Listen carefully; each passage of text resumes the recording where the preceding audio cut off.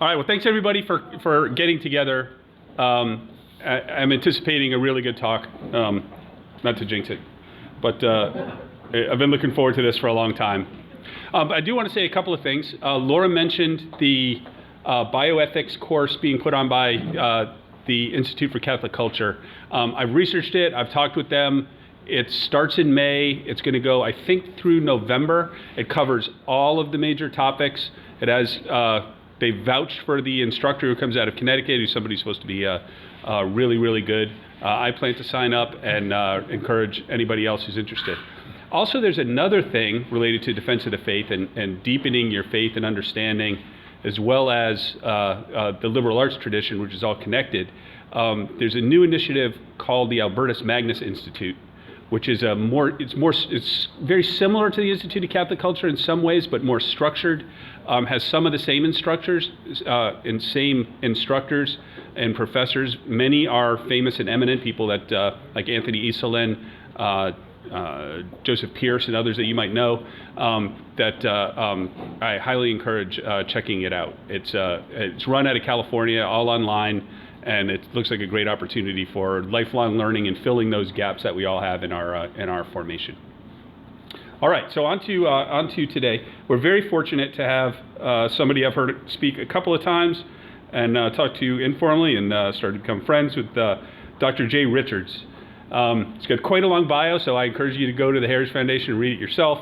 A very eclectic and interesting person. So Jay Richards, PhD, is the director of the DOF Center for Life, Religion, and Family at the William E. Simon is the William E. Simon Senior Research Fellow in Religious Liberty and Civil Society at the Heritage Foundation. He researches rights and speaks on policy that protects life, marriage, religious liberty, and civil society. One of the areas he focuses on is what he's going to talk to us today is the transgender issue. He's also got a number of very, very interesting and wide-ranging publications and background, things in his background, going from intelligent design to a really interesting book on fasting and health and how that ties in with spirituality that I highly recommend, to a great book on the COVID-19 crisis and how some might think it was mishandled, and several other topics. So it's he runs a website called The Stream, which is worth looking at, and just his Twitter feed is always very interesting. So with no further ado, Jay. Sure. Well, it's great to be with you. And so here's the key part of the background. So I was teaching at Catholic University in the Bush School of Business for the last 7 years. And loved it, still enjoyed it, was perfectly happy, but I became convinced that what I'm going to call gender ideology was a civilizational crisis, that it's one of the most fundamental attacks on the human person that we've ever known historically. I mean, it's about as radical an idea as you can possibly contemplate. And I noticed that there were a few brave souls fighting it, but it was just a few brave souls, including my friend Ryan Anderson, who was the former William E. Simon Fellow at the Heritage Foundation. And I told my family, there should really be more troops on the field. I mean, Ryan's getting all these arrows, and he's getting attacked. His book was banned on this topic from Amazon, and I honestly felt more people needed to be fighting this. And then Ryan left to become the president of the Ethics and Public Policy Center and opened up a position at the Heritage Foundation. And we prayed about it, and my younger daughter actually told me I absolutely should do it. And so I came to Heritage, and so this is actually my title. I'm both the director and a senior research fellow, and that actually just happened. And I realize it's also very cumbersome, so we need to fix it because it's very hard to explain. But I wanted to deal with this issue, and I wanted to fight it in the public policy arena, because what's happening is that this ideology, we're in Fairfax County, so you already know about it, or at least about a couple of battles, right, of this war. What you might not realize is that the folks on the other side have spent years and years and years working the conceptual framework of this ideology and its language into our institutions, into our laws, and into our regulations. So the very first thing, I started at Heritage in August, and the very first thing I did So I'm a philosopher and a professor, and I write books, but I don't read regulations, and I certainly don't read reconciliation bills. So reconciliation is what the Congress does when it can't manage to pass a regular budget. They do this thing called reconciliation, and it's just a document that says, okay, here's the budget that's sort of approved with increases for inflation, and here's where we're going to spend it. And so the reconciliation budget was 2,600 pages, right? So you know somebody's got to be paid to read this, and it's not very many people. And so that was literally the first thing I did. Okay, we're going to look for evidence of gender ideology in the reconciliation bill, because we knew the people who are in charge of the government right now are sneaking this stuff into healthcare and Medicare and Medicaid and insurance policies and things like that. So I thought, okay, this is easy. I'll just look up gender identity. So I did a word search, 2,600 pages. You got gender a couple of times, and it wasn't what I was expecting. I thought it's going to light up. There's going to be hundreds of uses of gender ideology. All type in sexual orientation. A few times. This is weird. But my research assistant was also doing this, and he noticed there was this weird phrase referring to a thing called a lactating individual. He thought, that's weird. And then we found another phrase, lactating, postpartum, and pregnant individual, all right? And so we thought, okay, let's just use that exact phrase, it's kind of cumbersome, and do a word search for that. Dozens and dozens and dozens of uses of this construction. So if somebody knows exactly what they're doing, they're working in a senator's office, probably on loan from the Human Rights Campaign, and they're working to remove the word women, mother, female, girl, daughter from our regulations. That's what's happening.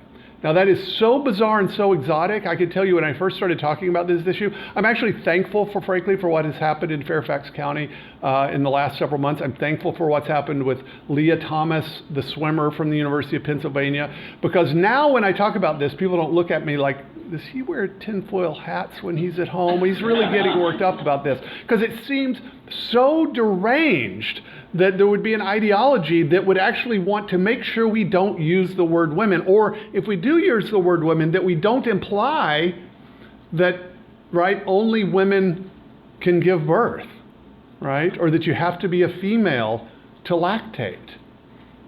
This is really, really weird. And so what is this thing exactly? It's exactly the same thing that leads to this. This is a mixed martial arts fight. This was there's a woman on the left. This is the official AP photo of the reigning champion, an actual female on the left. Notice her face is covered up by the camera, right? And this was the first match against this fella here with the pink hair, who is obviously a male. Men on average have punching capacity in their upper body that is twice what women have. So not 10%, not 25%, twice as strong upper body punching strength, which is probably not surprising to anyone. And so guess what? He beat her to a bloody pulp. They didn't cover up her face in this picture to literally, they didn't want to, it wasn't intended to be a metaphor of what's happening to women, and they covered up her face. They covered up her face because it was so bloodied that it wouldn't have worked for a regular newspaper, all right? And so just, if you forget everything else, this is a perfect representation of what's happening, because the denial of the basic biological reality of male and female isn't just that, but one of those two tends to get the raw end of the stick when this happens. How many women do you hear about wanting to compete against men in the Olympics, right? Maybe there's one somewhere, but that's not what's happening. What's happening is that generally mediocre men, when they're competing against men, self-identify as a woman. They take a few months of estrogen, because of course that's all it really is to be a woman, right? Is just estrogen. There's nothing else. Take estrogen for a few months and you get to compete against other women. That's the system. And almost every health organization and professional organization has agreed to that. You don't need to have 2 X chromosomes. You don't need to have gone through female puberty. You just need to take estrogen for a few months, and then you can compete, even though you've got the body of a male who's been through male puberty, right? So this shows you that this ideology, it didn't just happen. It spent years working its way through our institutions, and now all of a sudden we're noticing it. because of sexual assaults in girls' bathrooms in public schools and things like that. But it didn't just happen. We just became aware of it. But the folks on the other side have been doing this for a long time. They've been doing it for so long that there is already a medical condition that is the result of this. It was coined in 2017 by a researcher then at Brown University, since drummed out of Brown University for her research. She calls it rapid onset gender dysphoria.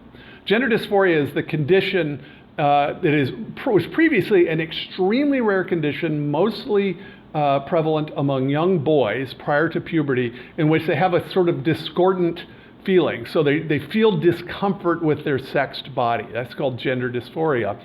As I said, it was mostly something that boys dealt with, and we're talking very, very rare, like 0.02% of the population. And the vast majority of those grow out of it if they go through regular puberty.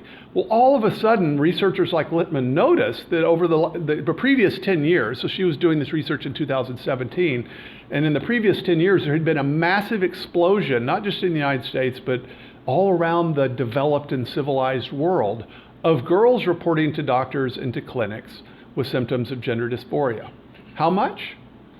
In the United Kingdom, which is a closed system, so we have really good numbers in the medical system, there was a 4,400% increase in girls presenting these symptoms in a 10-year period. That's 44 times more. So you think I'm adding a zero or messing it up. No, it's 4,400% increase. That's rapid onset gender dysphoria. That only happens if the idea has been out there in the water and on the waves for a while. And so we know from initial research that these ideas, most kids, between 65 and 80% of kids, initially pick this up on social media, on TikTok, on Snapchat, on Instagram, following trans influencers who suck them into this thing. And then we're now just recently discovering that it gets reinforced by authority figures in schools, by teachers with curricula, by teachers who've gone to teacher training programs, by counselors who spirit kids off to therapists, all of whom teach it. So they get it from social media and they get it from authority figures. And parents generally are blindsided by this. They're not expecting it because, again, it seems weird and exotic. So what is it exactly? Well, since we're Catholics, I'm always sort of tempted to frame this in perennial philosophical and theological terms. And so some people have talked about gender ideology as the resuscitation of Gnosticism. That's that ancient heresy which takes a truth, this is the truth, that humans are not merely material beings or merely spiritual beings. We're this unique hybrid, the dust of the earth and the breath of God, right? We're this unique hybrid being of the spiritual and the material, but we are a unity. Gnosticism took that and then it split it in two and split the whole universe in two. So the spiritual realm, where our spirit belongs, is wholly good, and that's where God goes. And then the material realm, where our body goes, is wholly bad, right? So our body has no moral or metaphysical meaning. Our true self is this kind of spiritual self floating out here. And so Gnostics could go to the extremes. On one hand, they might be radical ascetics and say, okay, you shouldn't even eat. You shouldn't serve your body because it's bad. Or they might say, actually, it doesn't matter what you do with your body. You can be profligate, you can be promiscuous because it doesn't touch your soul. That was Gnosticism. And so there's something to be said about this idea of Gnosticism reemerging in different forms in different periods. And so I think there's something to be said about that, but I think that that's a level of generality that doesn't help us understand what exactly is happening with gender ideology. And so this is what I try to do, is just boil things down to its essence. And so I don't want to give you the impression this is a really clear, well thought out philosophical worldview that we're dealing with. It's not. This is a cultural wrecking ball. It's like critical race theory. It doesn't require of itself consistency so much as the power to destroy the present age and the present structures. But insofar as you can boil it down, here's what gender ideology is. What most of us do walking around intuitively is we hold an idea that every culture and every time and place is held, even if people have not known about chromosomes. It's namely this, that they're human beings, right? We share a human nature, and we are divided, we are distinct by being either male or female, and these are mutually exclusive and jointly exhaustive categories. So there are males and females. We know now that these correspond to chromosomal differences, but we all know basically what this is, and you can describe it biologically. You can talk about homozygotic and heterozygotic. You can talk about homogametes and heterogametes, but essentially what we're talking about is two different body plans oriented toward the reproduction of the species. Two different gametes, so there's not a third gamete. There are some people who have what are called disorders of sexual development, right? But they're not a third sex. They're a disorder in which something happens in development that prevents them in some ways from producing. In the same way, humans are bipeds, right? We're bipedal. We have two legs.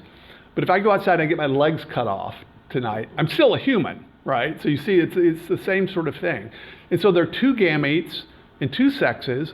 And so what is a gender? Well, think of your gender as the social expression of a biological reality. And so there's also two genders that correspond to these. And then on top of that, there are gender stereotypes that may be accurate or they may be overly narrow.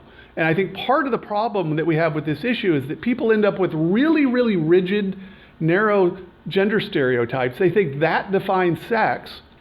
And so then you're a teenage girl, and maybe you like playing with trucks and playing sports, and you don't like wearing dresses or playing with dolls. But for all of human history, you would say, well, she's a tomboy, right? She just likes that stuff. Not now. Your counselor might give you a questionnaire, and based upon the way you fill that out, say, maybe you're actually a boy, right? So what's happening there? What's happening is this ridiculously rigid gender stereotype being worked back all the way down to biology. And what gender ideology does is it takes what we think of, and we use this word sex to refer to male and female, and it dissolves that, and it replaces it with something that is not a synonym, gender identity. And what gender identity is if you look this up, if you Google it, I've watched it change. Google has changed it literally over the last 6 months. It's something like this: your internal sense of gender. All right, anybody guess why that's a bad definition, right? We want to know what gender identity is. So you don't want the word gender in the definition. That's like first rule of a definition, right? Don't use the same word. But it has to be defined that way, because if you said, well, it's your internal sense of your sex, that would tie it back to biology and reality. And what your gender identity is this entirely subjective perception of what your gender is, independent of biology and independent of sex. That is absolutely crucial. So that the real you is your gender identity, not your body, right? That's the crucial move. Now, Charles said a couple of years ago, y'all had Mary Hassan, who's another one of the scholars, rare scholars that has worked on this, and she introduced something to you, and I'm going to show it to you again. And so some of y'all may have seen this, but this is the best sort of illustration of what's happening. These are designed, of course, for teenage kids. And this was used for several years. This is version 3.3, the genderbread person. And the idea here is to teach kids to think in terms of gender identity rather than in terms of biology and nature, right? That's the purpose of this. And so rather than thinking in terms of boys and girls with boy parts and girl parts, what you have is these kind of composites, and everyone, according to this, is a composite of an identity. And notice in this picture, it's pointing to your brain. So it's sort of the idea, it's like inside your head.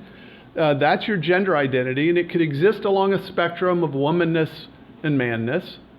Your gender expression, which is just sort of how you express yourself, how you dress, how you talk, what your affect is. Your attraction, that's your sexual orientation. So that's what you're emotionally and sexually attracted to. And that's, of course, exactly what we want to talk to kindergartners about, isn't it?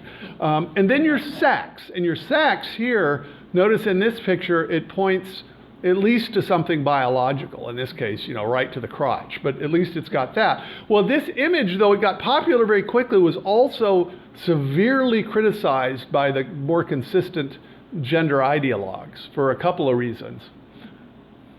This is the key problem right here. It retained this idea of biological sex. And a lot of people that are behind on this issue actually think, well, no, I know there's a biological sex and gender is different from that. And they don't realize that, no, what you're saying is explicitly denied by gender ideology. This idea that there's a biological sex, but, that it tells us something about ourselves, that's got to go. This right here, so the identity is connected to a brain, which is still a physical thing. And then the third thing, which I'm surprised it did not offend all of you, is that he looks like a boy, right? He's a genderbred man. For all of this, all of this open-mindedness, we have still got this oppressively male-looking character, and so he was replaced by the gender unicorn, right? Now, I show you this because you've seen these images, but I want you to see is that in these two images, you can see the way the ideology works. So what was fixed? Notice the unicorn doesn't look sexed in any way. You have no way of telling if it's a boy or a girl or somewhere in between. Do you see a brain? Nope, brain's gone. What we have is a thought bubble, right? And it's a rainbow, of course. And then here's the key thing. Sex assigned at birth. So instead of biological sex, which would be something a doctor would observe or discover or see, it's assigned. So you have an entirely subjective idea of your gender identity that's just a thought in your head, unrelated to your body.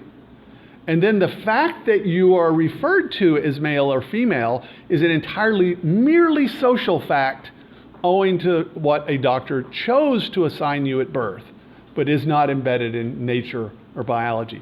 That is gender ideology fully formed. And if you just work out the implications, you can see exactly where this is going to go. And it's exactly where it's going. Now, what has awakened the American public and a few brave politicians to this is that women are being erased. Now, my own view on this is that girls being sterilized is a much more serious thing than girls losing at track meets. If I had to pick one or the other, I would fight the sterilization campaign. But politicians have weak stomachs, and so they're not willing to talk about that yet, but they are willing to talk about women's sports. So I say, okay, that's what we're going to talk about. And that's what people have noticed is that, okay, this is weird. It's one thing when, kind of an old guy that's not very competitive from New Zealand decides to lift weights and do powerlifting in Olympics and he loses, right? It's another thing when very strong, large men, even by male standards, play rugby and plow through the women on the field, right? Or big old guys that are actually somewhat overweight for a cyclist, nevertheless still vanquish the field. This is when you have the erasure of women. And then, of course, the most recent incident is Leah Thomas, which I'll mention in a minute. But what I want you to see is just as this is happening in sports, it's also happening in language. I told you about the reconciliation bill, but this is happening throughout the media. A weird dislike of the word female and women. So Ruth Bader Ginsburg, when she died, the ACLU, so this left-wing organization, tweeted a quote from her in which she was praising abortion. So remember that. And they tweeted this on the 1-year anniversary of her death. So this was fairly recently. And the first time they quoted her, they quoted it directly. But this year when they quoted her on the first anniversary of her death, here's what they said. It's sort of maybe hard to see, so I'll read it. It says, the decision whether or not to bear a child is central to a bracket person's life, to their well-being and dignity. When the government controls that decision for people, they are being treated as less than a fully adult human responsible for their choices. Now, Ruth Bader Ginsburg didn't speak with brackets, right? What she said is woman, female, she, and the ACLU felt the need to erase that, right? The Lancet, so this is the leading medical journal in the UK. This is from its September issue, just last September. I'm sorry about this, but we're all adults here. This is the cover of the Lancet magazine. This is a quote from an article that's inside. Historically, the anatomy and physiology of bodies with vaginas have been neglected. Right? Okay, now that is awkward, if nothing else, right? And then, of course, we had the 2015 Glamour Woman of the Year award given and then retracted after controversy to Caitlyn Jenner. So finally had a Woman of the Year. It just took a man to get there, right? I mean, it's just completely insane. And so the proper response to this is obviously shrieking and screaming and like tearing your clothes off in anger and dismay. And yet we all know perfectly well that we're really not even allowed to criticize it, right? That's the power of this. But this all started to break, and I'm convinced this is a blessing from heaven. This is a guy named Will Thomas, who was ranked about, I think it was 463rd in collegiate swim in 2019. COVID happened, he went away, and then he showed up last year after a few months on estrogen and got to compete in the Ivy League, won the 500 freestyle at the Division I national competitions in Atlanta. Okay, so look at this guy. Right now, I mean, you could just see just a picture that was just his shoulder and his neck. That's all you would need to know male, right? The brain just immediately tells you that's his size. So he's bigger than I am, right? This is the woman that won number 2. She won a silver in the Olympics when she was 18 years old. So she is a phenom, but she's number 2 compared to this guy, and then number 3, and then that's number 4, who would be number 3 if Will, now Leah Thomas, had not competed. And this makes people mad, turns out. And so a left-wing organization that's pushing this stuff had a marketing document leaked a couple of months ago. And they said, this women's sports thing, this isn't working for us. So they recognize that this is waking people up. Now, it's waking people up. Like I said, I really think this is just unfair, but civilization wouldn't die if, now women's sports will die, but this is what's waking people up. These are the real victims. It's children who have their minds and then their bodies poisoned with this stuff, and children who get sucked into this. This is Helena Kirshner. Now, this is a good story. She got sucked into this when she was 16. She started taking testosterone, 100 milligrams a week. Just huge amounts of testosterone. It messed her up psychologically, of course, lowered her voice. But she realized, wait a sec, I've gotten sucked into an online cult. And she changed her mind, and she now speaks out. Tucker Carlson, incidentally, interviewed her on his documentary series just the other day. And so these are just different stages. She looks much better now. So she's a detransitioner. And she just had a couple of years of testosterone, so no surgery, nothing else. I don't think, but if you do too much testosterone, even without surgery, that sterilizes you as a woman. This is what got me on this, is the outrage of this. And it'd be one thing if it was terrible social media.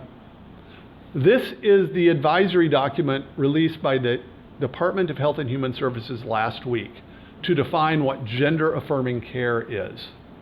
All right, so do you want to know what gender-affirming care is? This is it.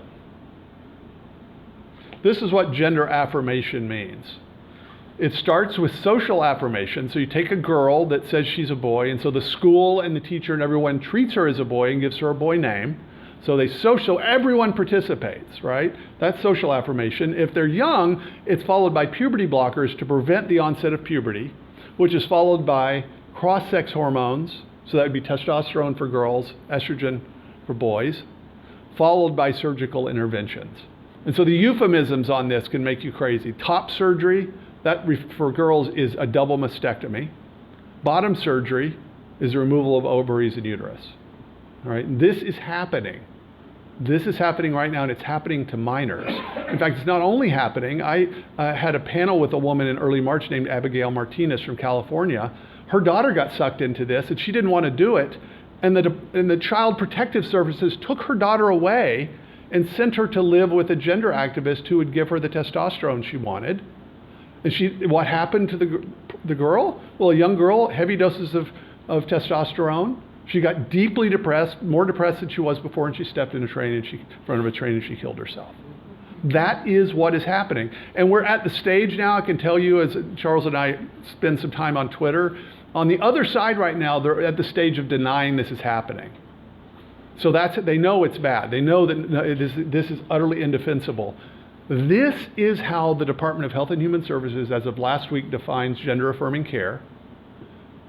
And the White House, the Attorney General of the United States, sent a letter simultaneous with this last week to 50 attorneys general of every state in the union, and said, if kids are not allowed this in your state, you could be guilty of violating their civil rights.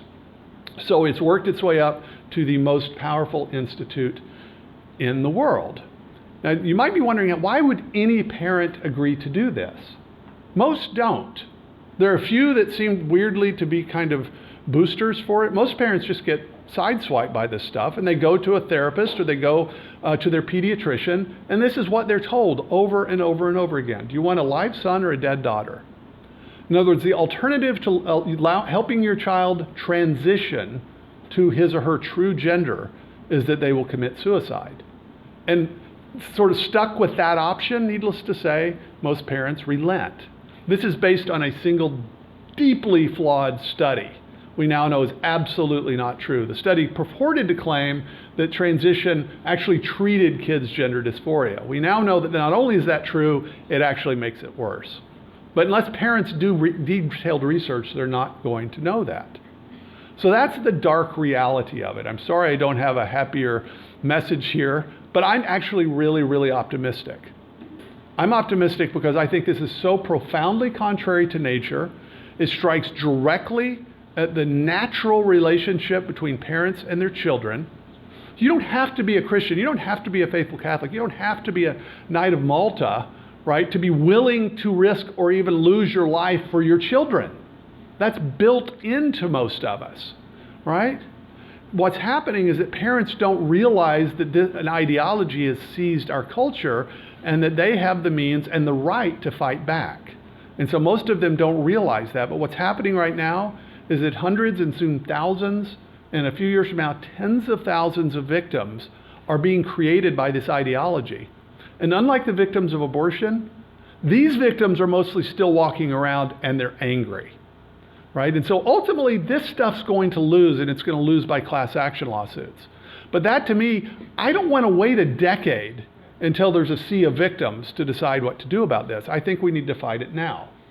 Now here's the really good news, is that most kids that suffer gender dysphoria, if they're actually, their parents and their therapists apply what's called watchful waiting, which is just talking to kids, talking about their actual psychological difficulties. Many girls that get sucked into this are on the autism spectrum. They have depression, they have attention deficit disorder, they have anxiety conditions. If they get counseling for that and guidance and compassion and are allowed to go through puberty, puberty for most kids is actually the cure for gender dysphoria. Turns out if you're a girl getting washed with estrogen or you're a boy getting washed with testosterone often has an effect of clarifying, oh, I'm a boy, I'm a girl, right? Five-year-olds, they look kind of alike, right? The differentiation happens at puberty. And so what's happening with the gender-affirming care is it's an attempt to get kids on the fast track to transition, right? Rather than letting this thing naturally take its course, in which we know between 68 and 98% of kids that are just allowed to go through puberty and are not stuck at, put on this fast track, they work their way out of it. That's the good news. So even though the ideology is insidious, it tends for most kids to skip off of them as long as they're protected from it. But right now, lots of kids are getting sucked in and parents don't exactly know what to do. So that's the good news. The other good news is that state governments, despite what's happening in Washington, D.C., states are waking up to this stuff. There's some really good model legislation that's been followed by Arkansas. It's called Help Not Harm. Texas has now responded. Florida is in the process of responding. I can tell you just today, I'm reading model legislation out of Florida. Alabama has just made gender transition policies a felony. And so states are waking up to this. Now, I can say that some of the conservatives don't necessarily do the most strategic things, how this doesn't always go right, but the response is there. And so I'm actually really optimistic that we're going to be able to fight this. So what do the rest of us ordinary folks do, though? I think the really important thing is to get informed about this issue. And so this is some of the books that I've just read in the last year that are really, really good. What makes this issue different from the marriage issue, if you remember the marriage issue up until 2015, the defense of natural marriage, is it was all traditionalists on one side, right? So it was unified. There was diversity, Catholics, Baptists, Mormons, right? And Orthodox Jews. That was that kind of diversity. All traditionalists. But the people fighting against gender ideology, all the traditionalists, plus the radical feminists, plus lesbian groups, plus even some gay groups, believe it or not. So think about this. So same-sex attraction, like if you identify as a homosexual and you're a man, that means you're a biological male and you say you're attracted to other biological men. So you think they're biological men and they're different from women, right? That puts you on the right side on this particular issue, right? That's what's weird about it. And so there is an unbelievable fight happening on the sexual left right now over just this issue. And so that LGBT T thing got added on. It's actually kind of different from the G and the B, because you don't have to deny biological reality to be an L, a G, or a B. But the essence of T is to deny biological reality. And so, really good book by my predecessor, Ryan Anderson, When Harry Became Sally. Get it someplace other than Amazon. Irreversible Damage by journalist Abigail Shrier. She's the one that blew the lid off of what's happening to girls. It's a wonderful book. It hasn't been banned, though she couldn't buy ads on Amazon. And then Abolition of Sex is by a woman named Kara Dansky. She lives in the area, lives around here somewhere in Northern Virginia. She is a left-wing, self-identified radical feminist who used to work for the ACLU. She breathes fire on this stuff.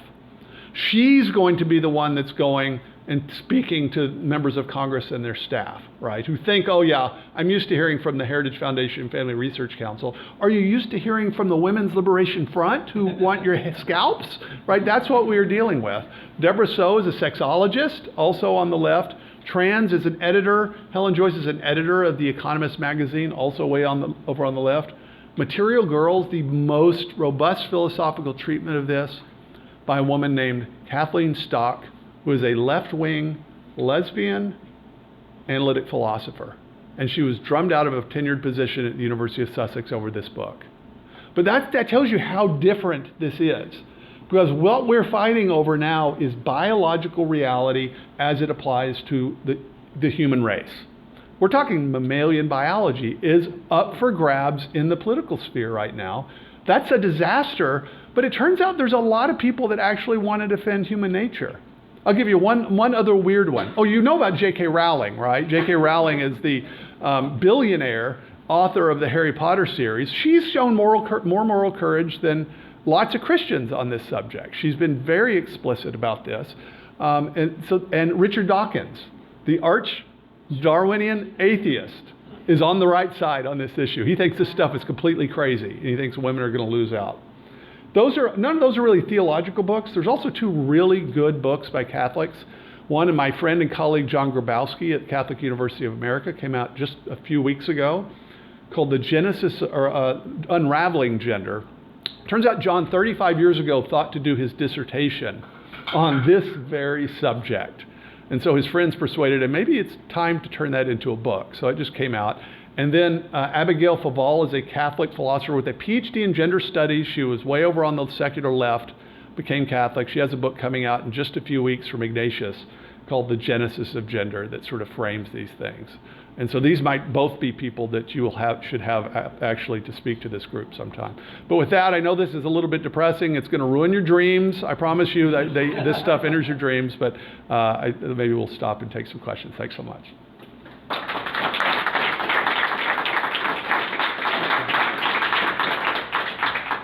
Jay, early when you started, you talked about gender and gender expression. And in Ryan Anderson's book, he accepts the concept of gender. Right. Like, why do we even accept that? Because my understanding was totally made up, like roughly in the 1950s. No, that's not true. So that's the reason. So if you look at the Oxford English Dictionary, sex and gender have been used as synonyms for hundreds and hundreds of years. It's even in Shakespeare. And so this is a story that got out there, which is that gender was sort of made up. It wasn't. It's used in English as the gentle synonym for sex, because there's this weird thing in English.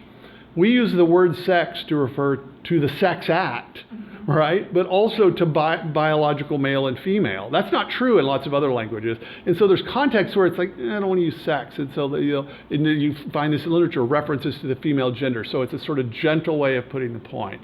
Here's what happened. What happened in the 1950s and 1960s, a guy named John Money at Johns Hopkins came up with the word of gender identity. All right, and so here's basically, if you notice, when I was a kid, when I filled out a doctor's form, it said sex, male or female. Now, gender was out there as a rough synonym, but what happened is that the word sex started dropping out, and the word gender, being used initially just as a synonym for sex, came in. Okay, and then eventually the use of sex disappeared almost entirely, and now with this word gender, which was brought in as a synonym initially, a wider conceptual framework of gender ideology is put in which gender refers to gender identity as a subjective thing. So that's why you have to distinguish gender as a synonym for sex, or what if you actually sort of analyze the way the words worked historically, they were like 90, think of like the range of meanings of a word like this. Well, a perfect synonym has exactly the same range. Well, sex and gender were like this. There's heavy overlap, but gender tends to refer to the expression of our sex. So we have this, that's why we have the word male and female. We also have masculine and feminine. Masculine and feminine refers to genders that correspond to sexes. What happened was a bait and switch in which sex was first, gender basically came in as the exclusive use for sex, and then gender gets attached to gender identity and the whole kind of apparatus later. That's how, if you sort of trace it exegetically. Now, we advise members of Congress at this point, it's also in legislation, like if you go back 100 years, sex and gender are used as synonyms in the law. And so the question is, what do we do going forward? Well, our advice is every time you see the word gender, see what's happening. And if it's really talking about biological sex, just use the word sex. But it's not accurate to say, well, just don't ever use the word gender because that was made up. Because it was, in fact, more or less a synonym for most of history in English. So that's what's going on. Yeah? Yeah, I'm just curious, so like you said, you read through the reconciliation bills and all that stuff.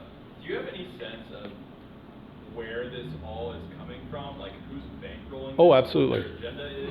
What's that? Absolutely. And so there's another left-wing feminist from the UK named Jennifer Bilek, B-I-L-E-K, has a really good piece in The Federalist about a year ago. So you should go to The Federalist, type in her name, and it's the people that are funding this. And so it's billionaire men pretending to be women. It's just exactly what you would imagine, right? It's like 60-something-year-old men that obviously aren't men except their hair, or aren't women, right? But they have lots of money, and so they've, I guess, got, good plastic surgeons that are funding this stuff. And then you got to think about what was happening. So there were organizations like the Human Rights Campaign, right? And these Equality Now groups like Equality Florida, Equality Texas, they were fighting the marriage issue. And then we got Obergefell in 2015, right? And so from their perspective, they won. There wasn't anything left to do. Well, they didn't just, liquidate their assets. I mean, what they did is say, what can we do now? And it took them about 5 seconds to say, this is what we can do now. So all that money that was going into changing the definition of marriage now is going into changing the definition of human nature. And it's all the same people. And then a few actual activists, rich guys, billionaires that are pouring hundreds and hundreds and hundreds of millions of dollars into this thing. So it didn't just happen nowhere. And I mean this quite literally. I mean, to have in a reconciliation bill language, because this is a complete mess, this kind of monstrosity, you wouldn't expect a kind of coordination. And to get perfect coordination of weird terms of art, there has to be somebody in a senator's office that knows exactly what he or she is doing and has free control over it for that to happen. And so there is a lot of money behind this. Now, I honestly think no matter how much money there is, if 10% of American parents realize what's doing and act appropriately, this thing's up, because it's just completely insane. And that they can't defend it. They deny it. They say, well, you're misrepresenting it or something like this. But no, I'm sorry. I can look at libs of TikTok and I see exactly what you're doing because you post it on the internet, right? Yeah. Yeah. In non-English languages, like the Romance language, yes, masculine and female versions, like with the word. Right. Has there been a different level of adoption towards the gender issue? It's the same ideology, and then of course we also use gender to refer to, in English, the endings and conjugation, all that stuff's mostly dropped out of English because my ancestors invaded England and as adult males, and so they couldn't learn English, and so they learned Pidgin English, and that's modern English. It doesn't have all those endings, right? But all the Romance languages, right, they have your masculine, feminine, neuter. German has those, right? So that's another use of the word gender, right, for language. And this functions differently in different languages. So this is an attempt in Spanish. That's what this Latinx is, an attempt to try to do this. Nobody wants it. Spanish speakers don't seem to want this at all. And some white guy at Bard College came up with this. It's like, what's that? But that's an attempt to, and so in that case, we don't have to do that in English because we don't tend to have masculine and feminine endings, right? What we have is this weirdness of the word sex and gender. And so it manifests itself in different ways, but I can tell you this ideology is throughout the developed world. Yes? Throughout history, we have artists and musicians speak about man and woman. Yes. And form. How do these people explain away what has been happening for centuries and centuries about the admiration of the human body or the human soul as it is expressed in art and music? It's a terrible argument, but I'll tell you what they say. It's so obviously ridiculous, right? Because it's like this, every culture, every tribe, every people recognizes the male-female binary. But what they say is that the pervasiveness, so they think in terms of conflict theory. So everything about human relations is defined in terms of a conflict of an oppressor and an oppressed. And all of these things are just an artifact of the universality of patriarchy. That's the general take. So that's the take of gender studies and queer theory,